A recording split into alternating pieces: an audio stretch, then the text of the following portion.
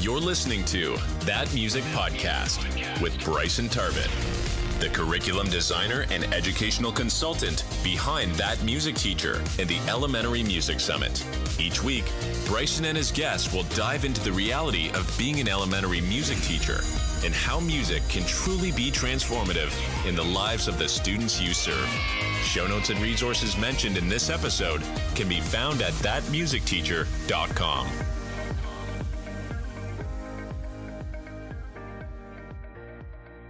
Welcome back to That Music Podcast. I'm Bryson Tarbett, and I am wonderfully excited to share something that is kind of one of those hills that I'm willing to die on, which is that professional growth shouldn't stop. We as teachers should continue to constantly gain new information. And I am going to address some of the systemic issues that get in the way as music teachers or as teachers in general for some of them. But the reality is, Anne Molesky, which, by the way, if you don't know Anne, she's amazing. But she once said that teaching is situational, time-bound, and ever-changing. And when I first heard that, I was like, whoa, that isn't so entirely true.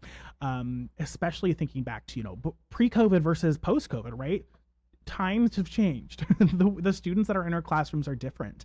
And I think that it's also important to realize that what works today might not work tomorrow, or what worked here might not work there. And I think that's where it comes in, or us teachers should try to be constantly growing in our craft. Now, before I talk about the growing in our craft, I want to be very clear, and I acknowledge that there are systemic issues that are in the way. First of all, oftentimes teachers are incentivized to do the things that aren't necessarily music education related, just so you can renew your license, right? And we'll be talking more about that in episode 171 next week, about the difference between, new knowledge and just crossing things off the box because you need to. But there's also just things like, not everybody can take the summer and do their Kodai levels. Now that I have a child at home, I want to do my ORF levels, but it's going to be a minute because I'm going to have to figure out a childcare situation, right? It's a lot different from when I was young and single. And I think that that's important for us to realize that there are systemic issues that get in the way. Also, just thinking about the fact that we as teachers are already doing so much, that adding something else to your already too full plate can be really tricky. So I fully understand that. So if you are saying, I haven't taken a course in years and Bryson is over here telling me how bad of a teacher I am, I promise that is not the case. I promise that is not my intention. The reality is that as teachers, we need to be growing. And part of this is, advocating for our districts to give us content specific professional development, which, let's be honest, is not something we get a lot. And I think part of it is also being aware of just what's out there. What I love about the online music education community is there is so much great stuff out there. If you typed into, elementary music ideas into Pinterest, you could be there for hours. To do the same for YouTube or Google, you would be set for life. But the problem with that is there's just so much information out there, right? And you need some time to kind of sort through it. But I think that it's important for us as teachers to realize that we don't have all the answers, but I also think it's important for us to realize that we do have some of the answers. One of my favorite things that I've seen out of, running events like the Elementary Music Summit is that we all have something to share. I've had teachers that, present that have been teaching for quite a while, and we've had teachers who are presenting that haven't been teaching for quite some time. But the reality is every single one of us as teachers have kind of our sweet spot. Maybe you're really good at classroom management, or maybe you're really good at differentiating instruction, or maybe you are really good at doing folk dances and sequencing that, right? We are all going to have strengths and weaknesses. And what we should do as teachers is realize where we do have strengths and share that information. And then also realize where we have some areas to grow and seek out new information for that. So for instance, we'd love to have you at the Elementary Music Summit, thatmusicteacher.com/summit, for free professional development for music teachers. But it could also be as, working on a master's degree in music education, or doing Kodai or ORF levels, or just going to a workshop, right? Going to these things, going to your state MEA convention and things like that. Seeking out new ideas, for one, it's just really good because it helps us try new things. I don't know about you, but I always feel so much more energized when I come back from a conference, not only because I have all these new ideas, but because I was able to be around other people and that understand kind of what the reality is of music education and teaching at elementary music, and kind of being on that music teacher island, right? So I think that I have a lot of feelings that I want to shout from the rooftop about the fact that, you know, professional growth, it's important. It's not really a choice, but unfortunately it is.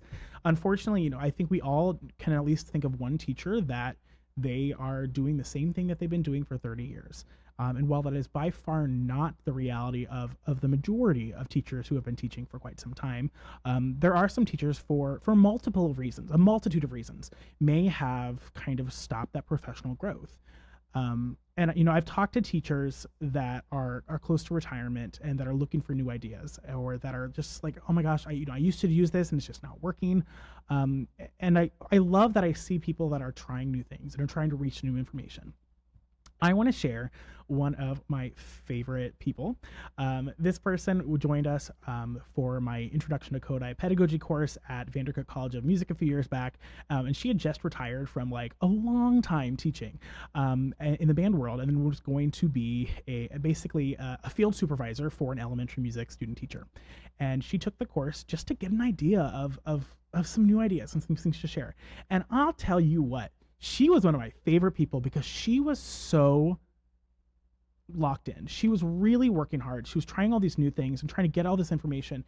That mindset of professional growth is something I think we could all take into ourselves, which is when we have the chance to notice where we have a deficit, do something about it.